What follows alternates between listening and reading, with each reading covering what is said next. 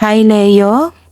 Welcome po sa ating channel at ito ay inyong weekly gabay tarot reading for May 6 to 12, 2024.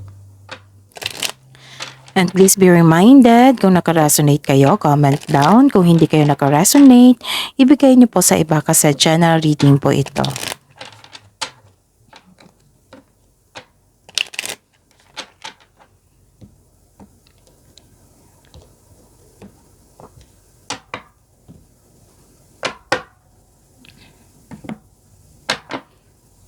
Gamitin ang reading na ito bilang gabay lamang. Please like, subscribe, and click the button for notification para updated po kayo sa daily tarot reading natin.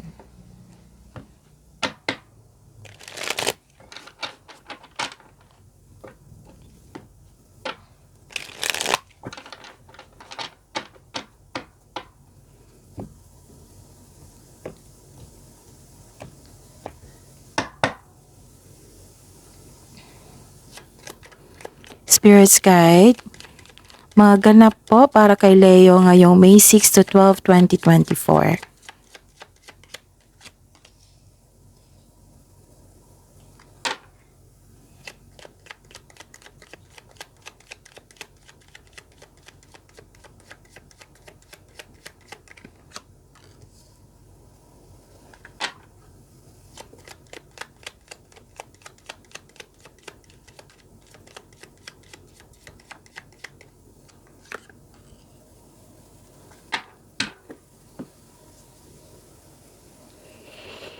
Okay, Leo. May nakita ko dito na gumawa kayo ng desisyon regarding sa inyong passion. Yes, Leo. And may nakita ko dito nagalit kayo kasi nasaktan kayo. Nagkaroon ng argument. Tapos may nakita ko dito na lahat naman tayo adult dito. May nakita kong SEX without emotions. Or rough SEX. May nakita rin ako dito na ending with new beginning. Yes. Nagkaroon ng transformation. Nagkaroon ng stress. Sickness. Nagkaroon ng closure, nagkaroon ng ending, may matigas ang ulo, ayaw makinig sa iyo, nagkaroon ng may tao dito na stricto. Tapos may ganap na letting go and hardship.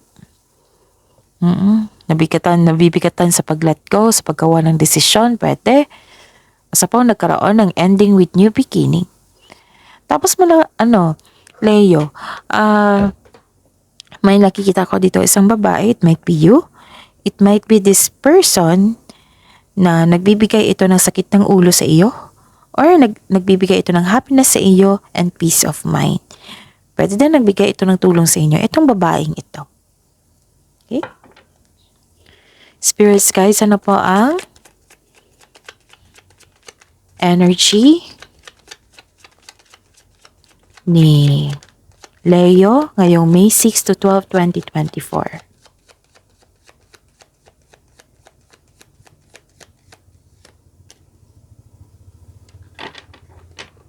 Pansin ko maraming galit ngayon.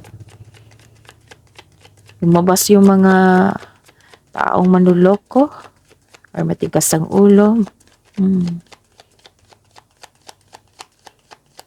Kasi lang reading na to Okay, Leo.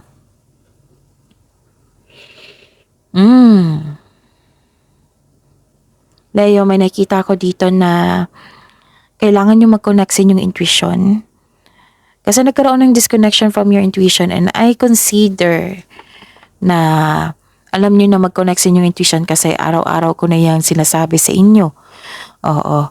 So, kailangan nyo mag-connect kasi may hidden motives dito na nangyari. Pwedeng in-ignore nyo ito. Pwedeng hindi nyo pinansin kasi alam nyo baka akala nyo na maliit lang pero malaking bagay na ito. Malaking problema. Ganun. Kasi may confusion din.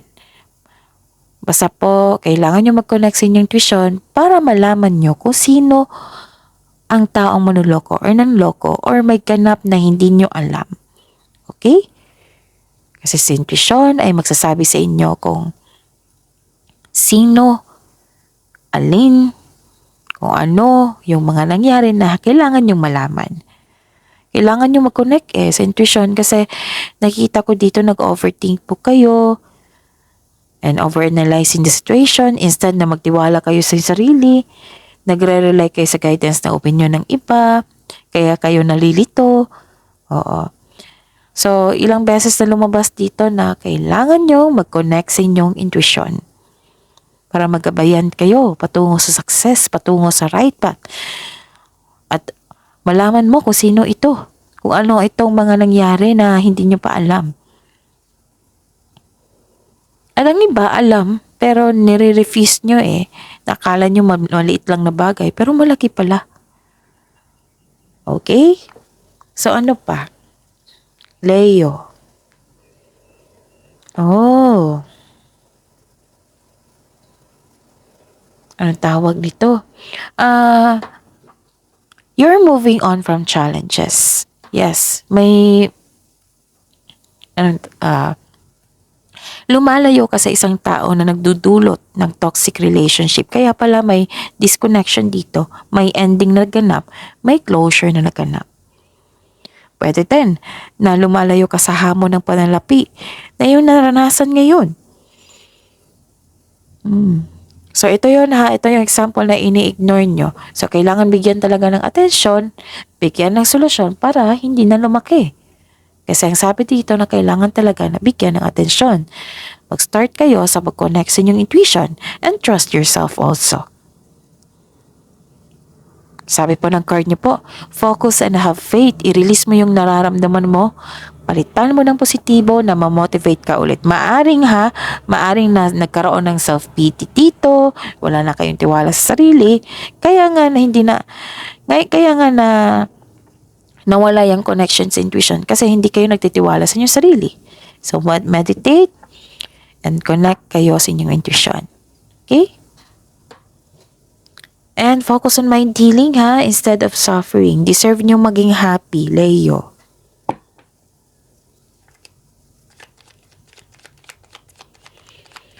Spirits guide, blessings po. Possible blessings na ma-receive ni Leo. Ngayong May 6 to 12, 2024 for this week po. Para po kay Leo.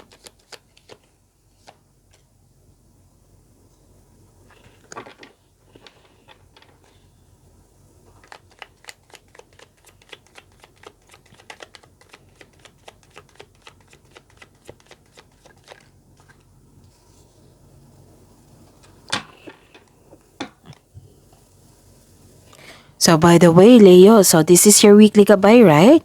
May monthly gabay tarot reading po kayo. Check nyo po yung channel natin. Scroll down nyo lang po. Andun po yung Leo monthly gabay tarot reading for May 2024. At may career and money po kayo for May 2024. Nakafocus po iyon sa career and money. So, check nyo po kasi may makukuha kayong karagdagang mensahe doon. Sa mga suki ko dito na humihingi ng gabay monthly, nais kong ipaalam sa inyo na open na po yung schedule natin for booking. So, PM nyo po ako for schedule, okay? And sa mga bago dito, sa mga gustong magpa-personal reading, di ba? Nakita nyo ang video na ito. May nakalagay dyan sa baba na Leo Weekly Gabay Tarot Reading. Sa baba pa niyan, may nakapost na link. I-click nyo po nang ma-message nyo po ako sa Messenger for inquiry and for booking. Maraming salamat po. Okay. So Leo, this is a clarification of your cards here na nagkaroon ng confusion. Hindi kayo makapag-decide. Nagkaroon ng balakid. Gusto mong lumaban pero napanghinaan ka ng loob. Ilan sa inyo ay mas pinapaniwalaan mo ang mga bagay na hindi totoo. So check nyo muna, fact check muna bago kayo maniwala. Kasi baka naniwala kayo agad na hindi naman totoo. 'Di ba? Sayang yung energy. So fact check nyo muna. May nakita ako dito na ma-pride na tao o di kaya kalaban ng sarili.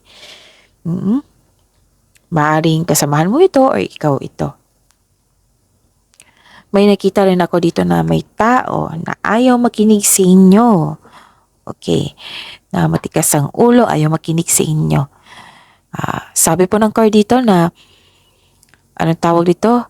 Clear up any hurt feelings. I-address mo lahat yung hurt feelings mo.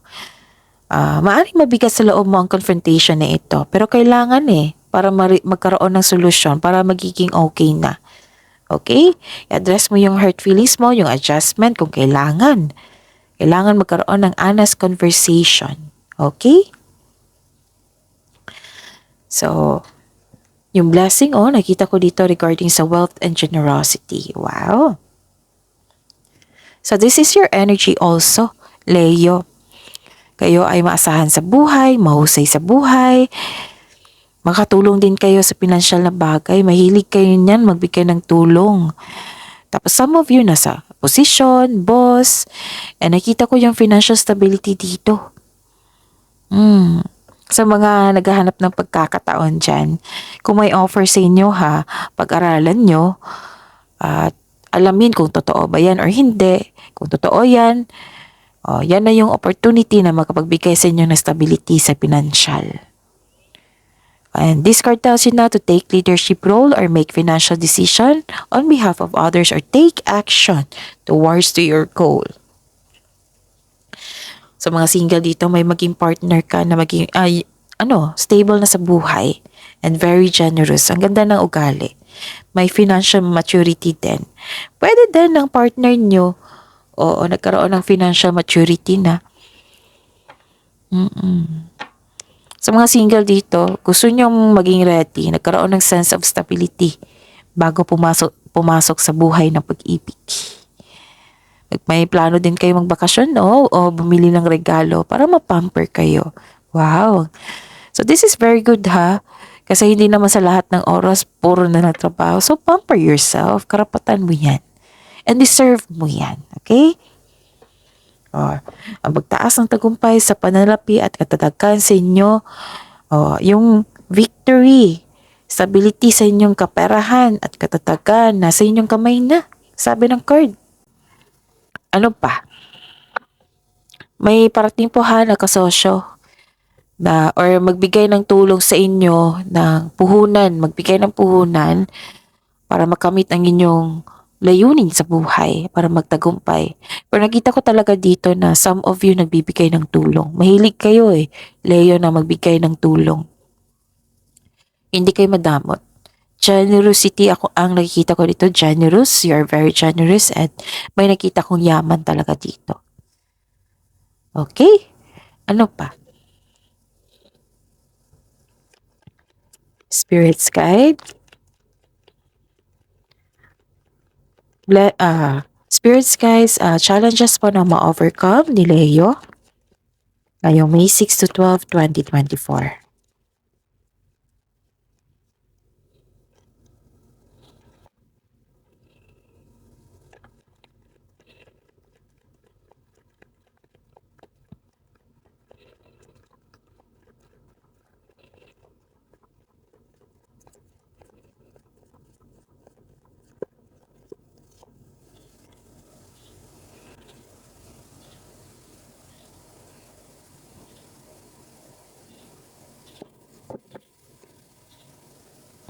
Okay, Leo. Challenge nyo ngayon.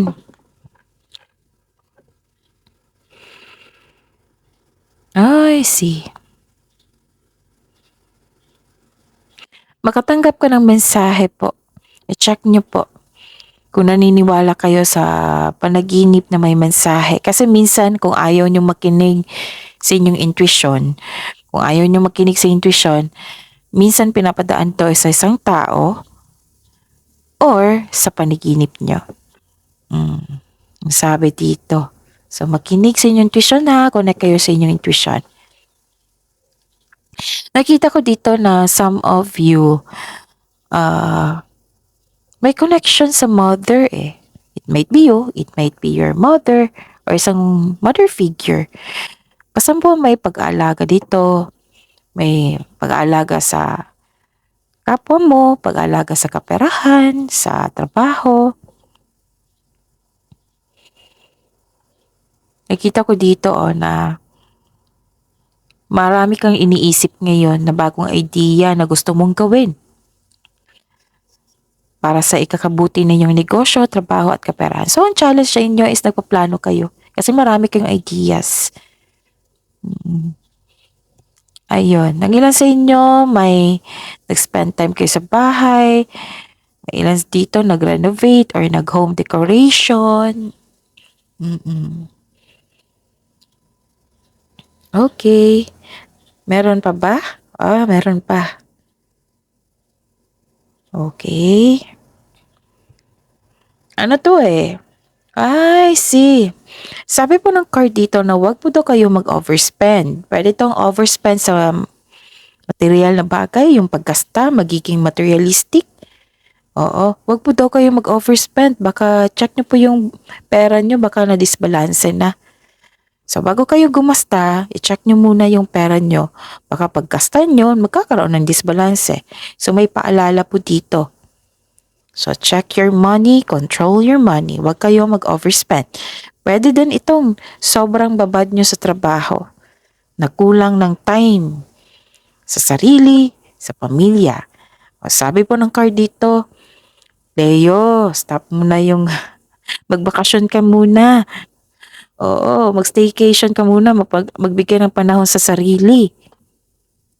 Pamper yourself. Bigyan mo din ng panahon ang inyong pamilya. Sabi dito. So, that is your reading, Leo, for this week. Abangan nyo po yung Daily Gabay Tarot reading nyo po sa araw-araw. Please like, subscribe, and click bell button for notification para updated po kayo sa Daily Tarot reading natin. Maraming salamat po.